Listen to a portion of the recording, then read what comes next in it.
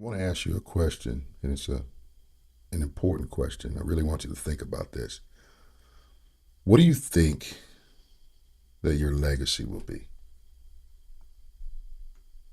Most people hear that question, and the first thing they think about is the end of their life.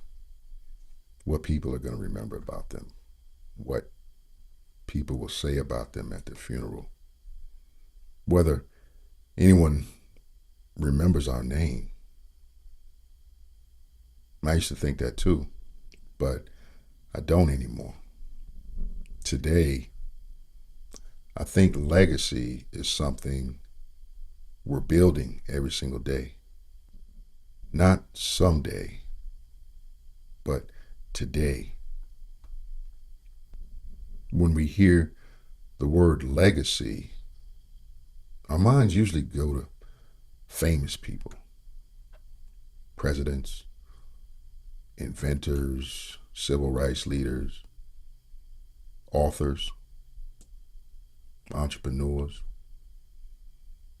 people whose names appear in history books. But that's a very narrow definition. Think about your own life.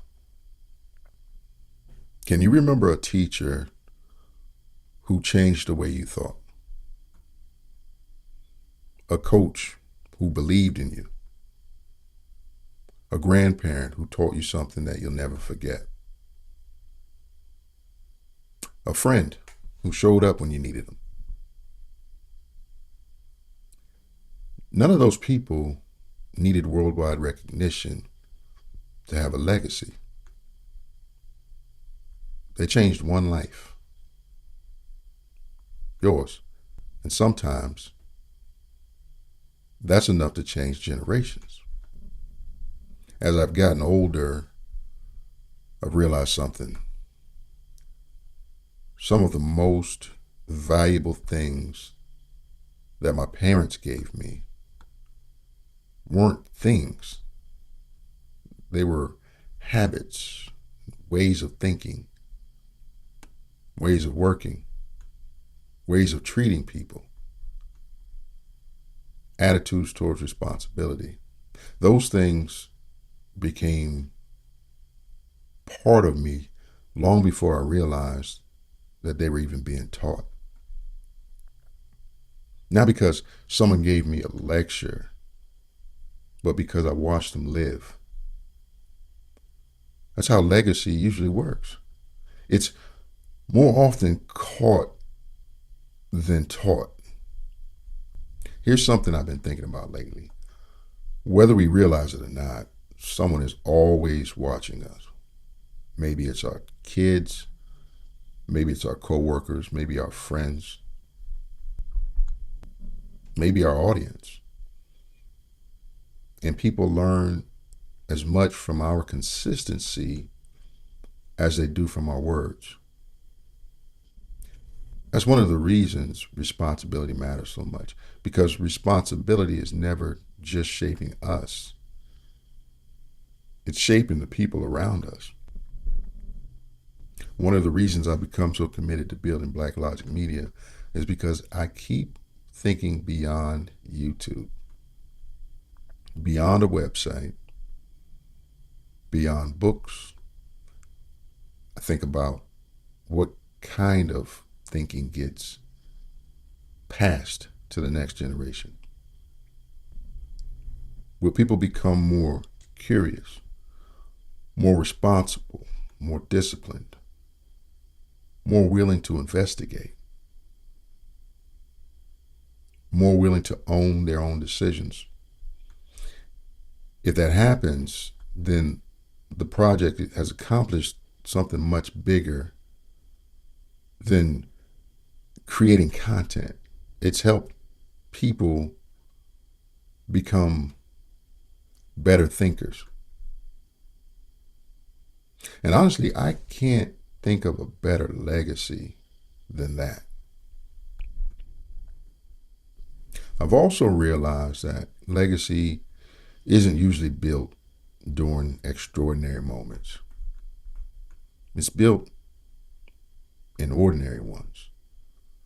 Keeping your word, showing up on time, listening carefully, being honest, apologizing, reading to your children, helping someone without expecting recognition. Those moments don't make the headlines, but they quietly become someone else's memory. Years later, they become someone else's example. I started asking myself a different question at the end of the day. Not what did I accomplish, but did I model patience, integrity, discipline, curiosity, humility, responsibility? Because people may forget what I said, but they'll often remember how I lived. Here's something I'd encourage you to think about. Imagine someone 20 years younger than you followed you around for a week, not listening to your advice, but just watching your life. What would they learn? What habits would they imitate? What priorities would they adopt? That is a sobering question, but I think it's an incredibly valuable one, because legacy isn't written after we're gone. It's written while we're still here. I've come to believe that responsibility isn't just about improving your own life. It's about becoming the kind of person whose life quietly improves other people's lives. That's legacy. Not fame, not recognition. Influence, the kind that continues long after the conversation is over. And I think that's something worth building, one responsible day at a time. Thanks for spending a little time with me. I will see you in the next conversation.